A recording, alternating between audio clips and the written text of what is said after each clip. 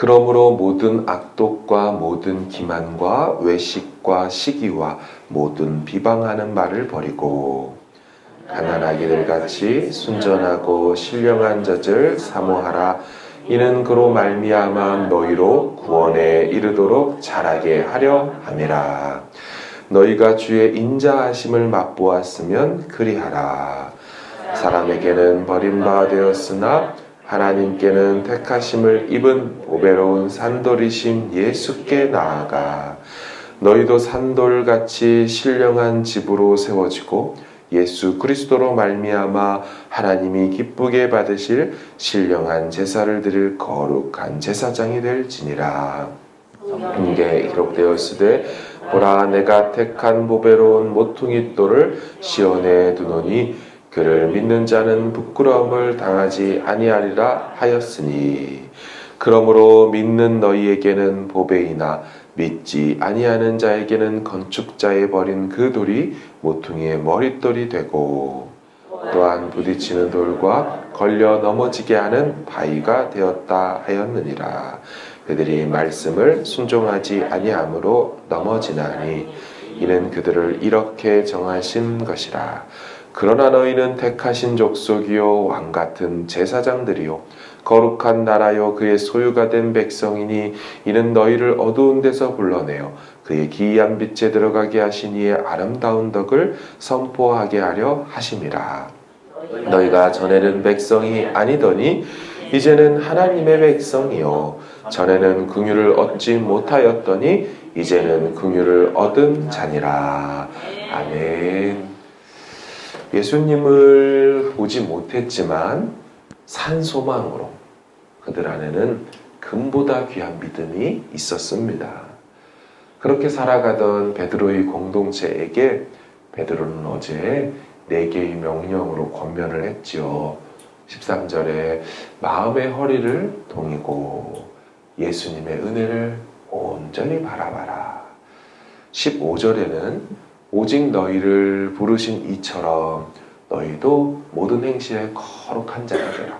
내가 거룩하니 너희도 거룩해라. 이 말씀대로 살아라.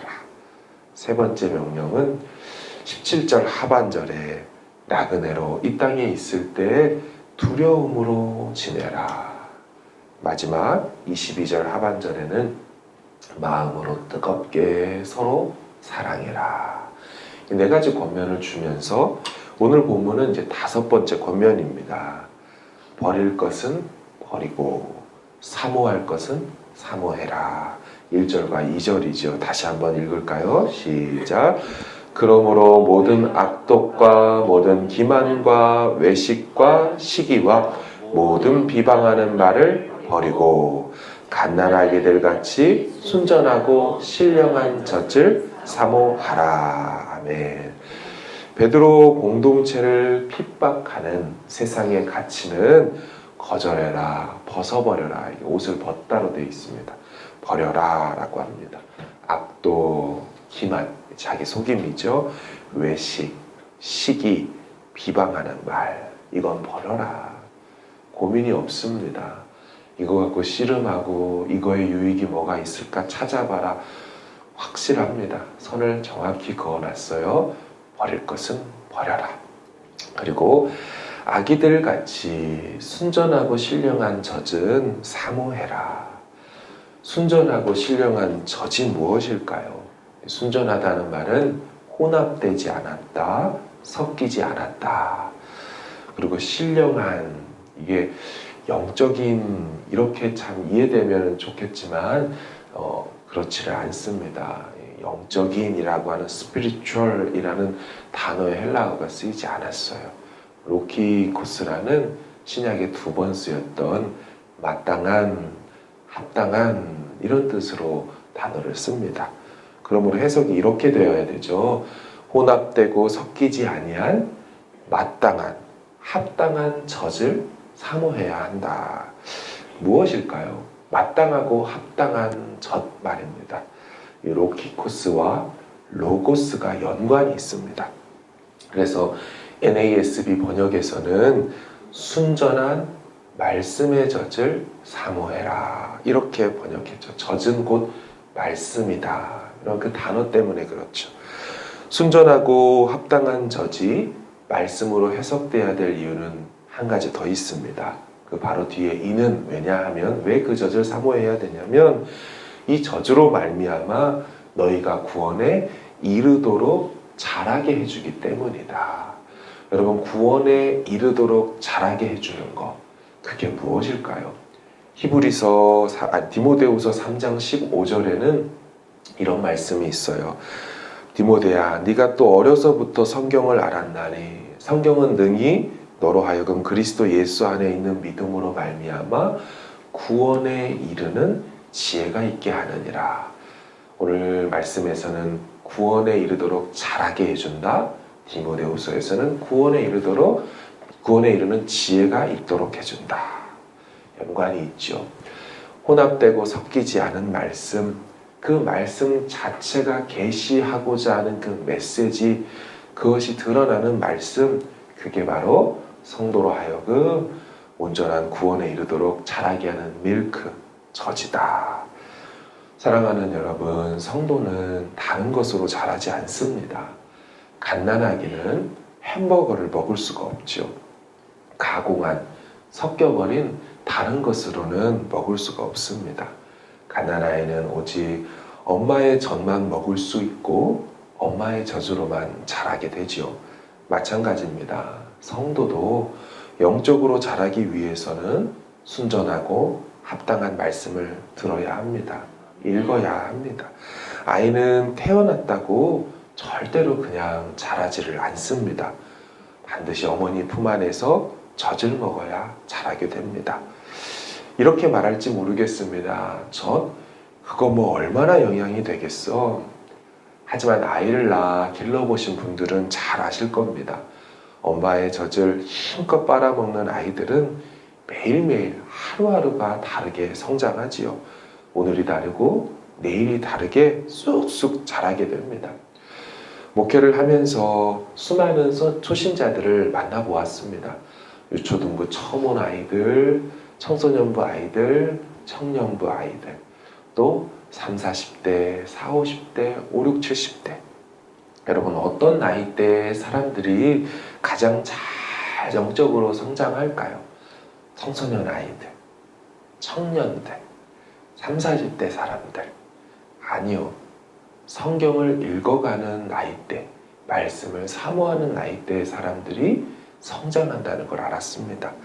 예수를 믿은 지 얼마 안 된 사람인데 1년이 지나고 보면 쑥 하고 자란 사람들을 만나곤 합니다. 처음에는 이해되지 않았지만 한 장 한 장 읽어가며 하나님이 누구신지 스스로 배워가고 신앙이라는 걸 갖게 됩니다. 하나님의 성품이 어떤지, 그분의 능력과 일하심이 어느 정도 수준인지를 다른 데서는 배울 수 없잖아요. 말씀을 통하여 알게 되고 믿음으로 갖게 됩니다. 그저 예수님이 4대 성인 중에 한 명일 거라고 생각했던 저들이 어느 순간 예수님이 누구세요? 하나님은 어떤 분이세요? 하면 어느덧 저와 똑같은 신앙 고백을 하고 있는 걸 알게 되지요.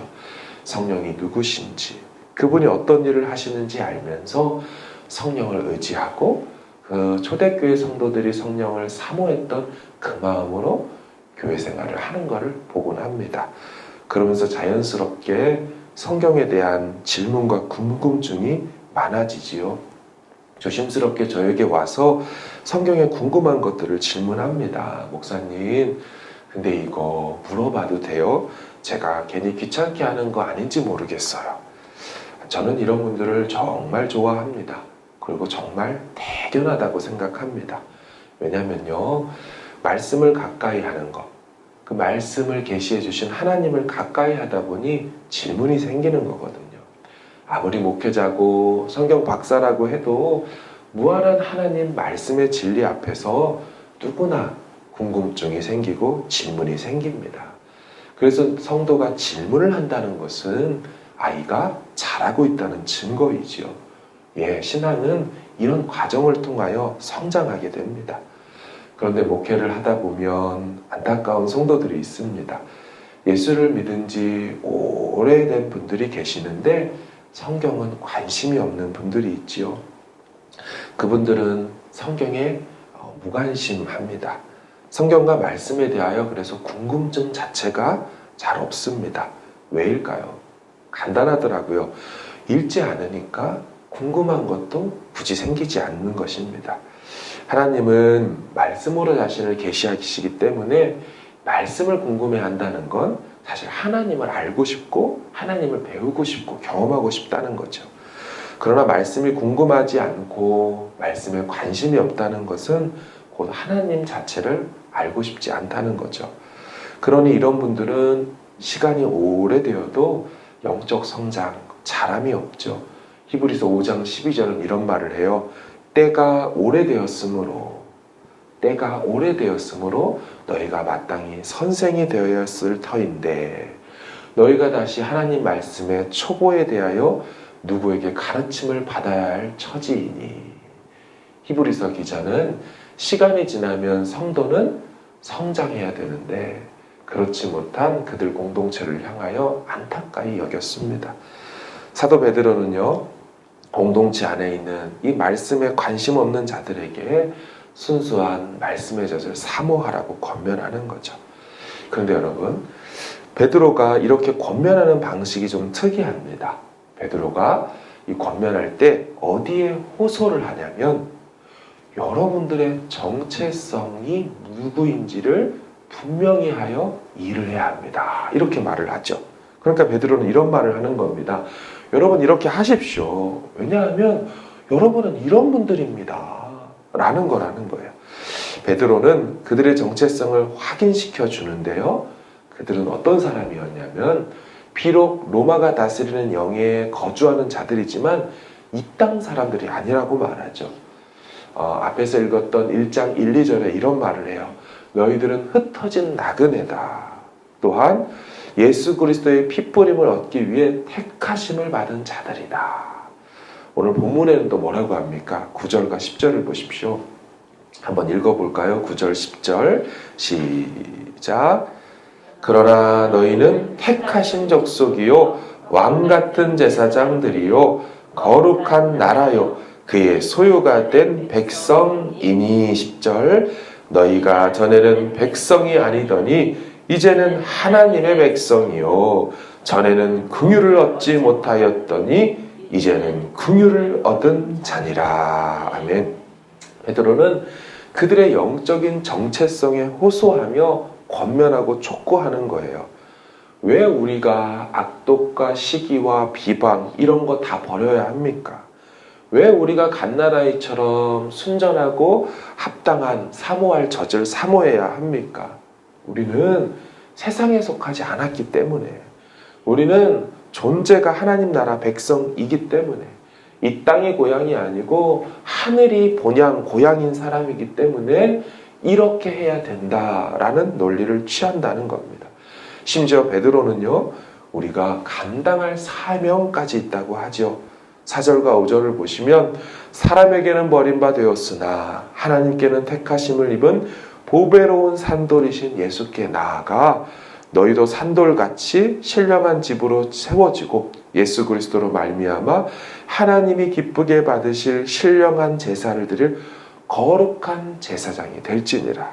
영적 제사를 드릴 거룩한 제사장 될 사명이 있다. 존재가 그러니 존재에 걸맞는 행동과 사명이 있다. 이렇게 얘기하는 거예요. 9절에도 아까 읽었죠. 너희는 택하신 족속, 왕같은 제사장들, 거룩한 나라, 그의 소유된 백성, 이런 정체성을 갖고 있으니 어떤 사명이 있다? 그의 기이한 빛에 들어가게 하신 자의 아름다운 덕을 선포할 사명이 있다라고 하는 거예요. 이 아름다운 덕을 선포해야 된다.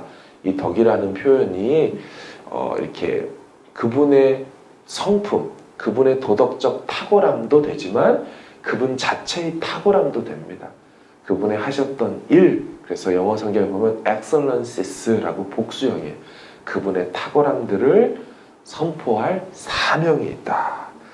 여러분, 비록 이 땅에서는 거룩한 나그네이지만 하늘 본향, 하늘 고향을 정체성을 갖고 있는 시민권자로서 정체성을 분명히 해라. 그리고 사명도 분명히 해라. 그리고 갓난아이처럼 순전한 말씀의 젖을 사모해라. 그러면 여러분들은 구원의 날까지 잘하게 될 것이다. 이렇게 베드로가 권면하는 것입니다. 말씀을 정리하면 우리도 마찬가지지요. 이 땅을 살면서 이 땅의 백성으로 살면 안 되지요. 거룩한, 구별된, 잠시 잠깐 이 땅에 사는 나그네라는 거 기억하며 이 땅에 너무 마음 주지도 마시고 이 땅의 어떤 일 때문에 너무 마음 상하지도 마시고 영원한 하나님 나라에 살게 될 백성, 그러니 다른 정체성을 가지고 다른 삶의 방식으로 살아내는 것, 그게 베드로가 2000년 전에 로마에 사는 하나님의 나라 백성들을 향한 권면이었습니다. 이것이 오늘을 살아갈 우리의 삶의 자세 되어지기를 주의 이름으로 축원합니다. 아멘. 같이 기도하기를 원합니다. 하나님, 우리가 저들처럼 살아있는 소망으로 살길 원합니다. 살아있는 돌이 대신 산돌이신 예수님 바라보고 우리도 산돌처럼 신령한 마땅한 그 젖을 사모하며 그렇게 나아가기를 원합니다. 오늘을 살아갈 힘을 더하여 달라고 우리 같이 기도하시고 가지고 나오신 기도 제목으로 주님 앞에 간구할 때 신실한 주님의 응답 경험하는 한 날 되길 바랍니다. 함께 기도하겠습니다.